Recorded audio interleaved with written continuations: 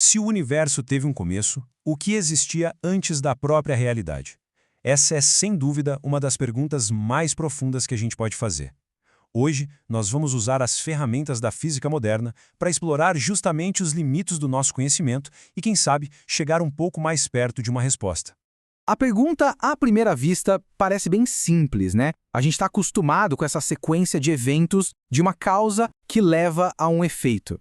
Mas quando a gente tentar aplicar essa mesma lógica ao início de tudo, o próprio conceito de antes começa a se desfazer. Vamos investigar o que a ciência tem a dizer sobre isso.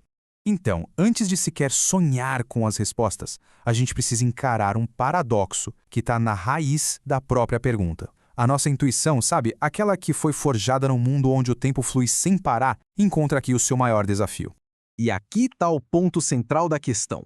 O Big Bang não foi uma explosão que aconteceu no espaço. Ele foi a emergência do espaço. E junto com o espaço, o próprio tempo começou a sua jornada.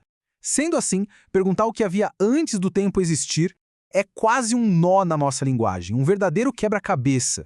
Essa citação resume perfeitamente o problema. A nossa linguagem é uma ferramenta que a gente construiu para funcionar dentro do tempo e do espaço. Tentar usar essa mesma ferramenta para descrever uma condição que é anterior a ambos é como tentar descrever uma cor para alguém que nunca enxergou. Simplesmente não funciona. Certo.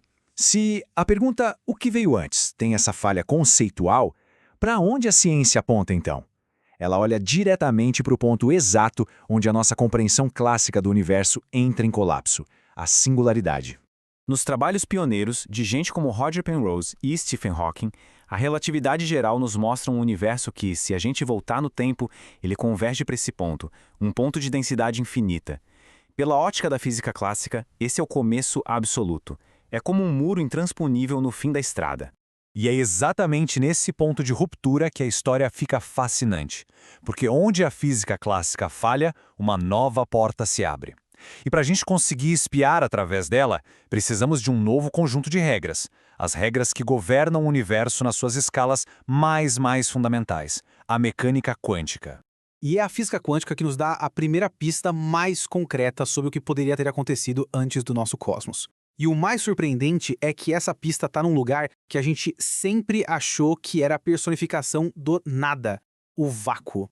A diferença aqui, gente, é fundamental. Para nossa intuição, vácuo é ausência, é vazio. Já para a mecânica quântica, o vácuo é um mar borbulhante de energia potencial, onde partículas virtuais surgem e se aniquilam o tempo todo. Não é um nada de vazio, mas sim um nada cheio de possibilidades. Esse fenômeno se chama flutuação quântica, e a hipótese que surge disso é uma das mais ousadas da ciência. E se o nosso universo inteiro, com todas as suas galáxias e estrelas, for o resultado de uma flutuação quântica gigantesca, uma bolha de realidade que simplesmente emergiu, de forma espontânea, do potencial que já estava ali, latente no vácuo?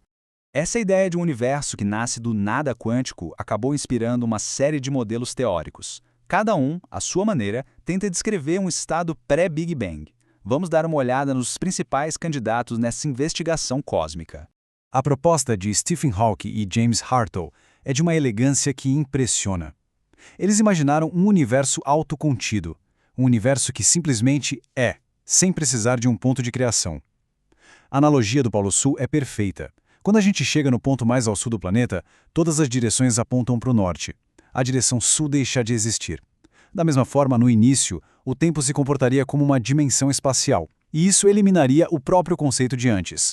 Já uma outra teoria, a gravidade quântica em loop, desenha um cenário diferente.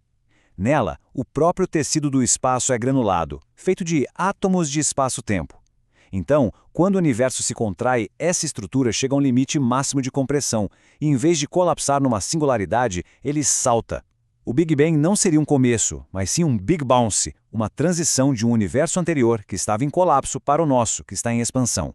E as possibilidades não param por aí, não. A teoria da inflação eterna, por exemplo, sugere que o nosso universo é só uma bolha num oceano cósmico, um multiverso que gera novos universos o tempo todo. Os modelos cíclicos imaginam o Big Bounce se repetindo infinitamente, e tem também a teoria das branas, que vem da teoria das cordas, e postula que o nosso universo pode ter sido criado pela colisão de duas membranas de realidade numa dimensão superior. Equações como essa nos levam a uma ideia ainda mais radical. E se, no nível mais fundamental de todos, o universo for atemporal? O tempo, do jeito que a gente conhece, com esse fluxo que não para do passado para o futuro, ele não seria um elemento básico da realidade, mas sim algo que emerge de um estado quântico fundamental, estático e imutável. E essa é, talvez, a implicação mais profunda de todas. O espaço e o tempo não seriam o palco onde a realidade acontece, mas sim atores nesse drama cósmico. Eles surgiriam de uma realidade quântica mais fundamental, assim como, sei lá, a umidade emerge das interações entre as moléculas de água. A realidade fundamental pode não ter nem espaço, nem tempo. Bem, o que tudo isso significa? Essa jornada nos levou até a fronteira absoluta do conhecimento humano. Um lugar onde a física teórica e a filosofia se encontram para pensar sobre a natureza da própria existência. É muito importante ter em mente que todas essas são teorias de vanguarda. A gente não tem uma resposta definitiva. Cada modelo tem seus méritos, seus desafios, e é justamente isso que torna esse campo tão estimulante. Vivemos numa era em que, pela primeira vez na história, podemos fazer perguntas com base na ciência sobre a origem da realidade. Essa citação do físico John Archibald Wheeler captura o espírito dessa busca. A resposta final, sabe, quando a gente a encontrar, talvez seja tão elegante e tão inevitável que vamos nos perguntar como não a vimos antes. A investigação continua e a cada nova descoberta a gente se aproxima um pouquinho mais de entender o nosso lugar no cosmos.